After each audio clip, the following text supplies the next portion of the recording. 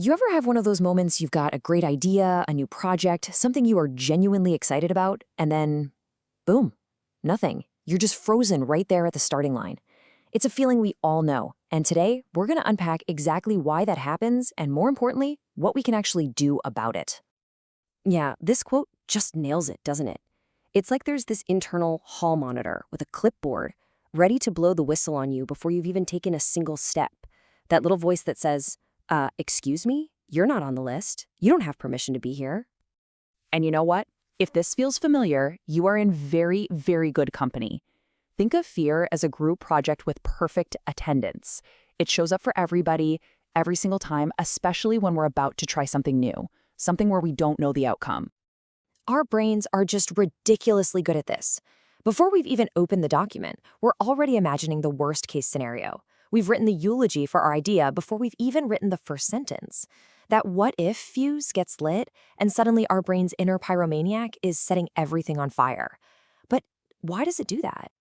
Well, it turns out this isn't some bug in your personal software. It's a very, very old feature of being human. We're all running on this ancient, anxious wiring that was designed for a totally different world. And just understanding that is the key to figuring out how to work with it instead of constantly fighting against it. And here's the core of the problem, right here. Your nervous system has one job, and one job only: survival. Keep you alive. It doesn't care about your new business, your art project, or that vulnerable story you want to tell. But you're trying to grow, to create, to express yourself.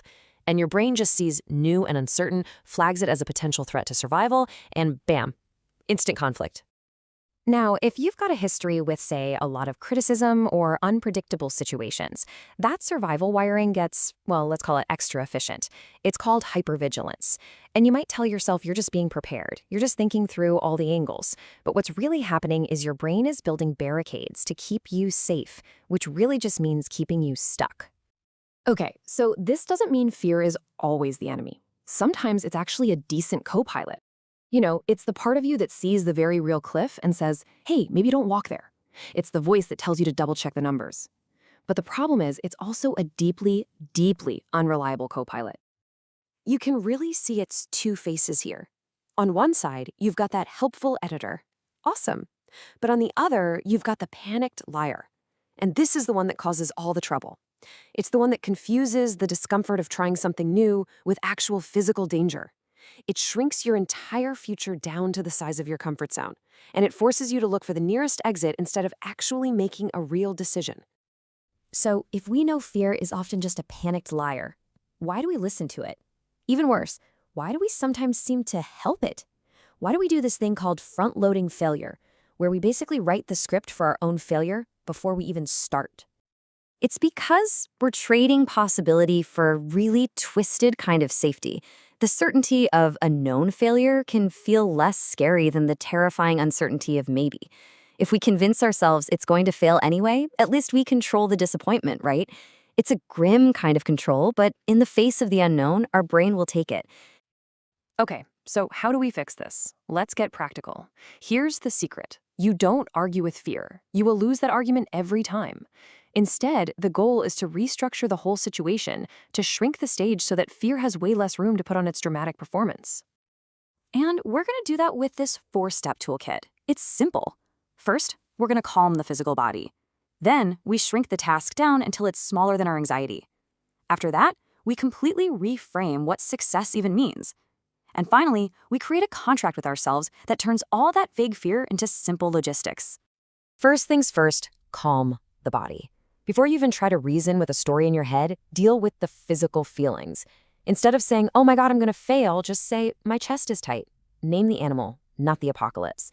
Then hit the brakes on your nervous system with what's called a physiological sigh. 2 quick inhales through your nose and 1 long, slow exhale through your mouth. It's a direct signal to your brain that says, hey, we're okay.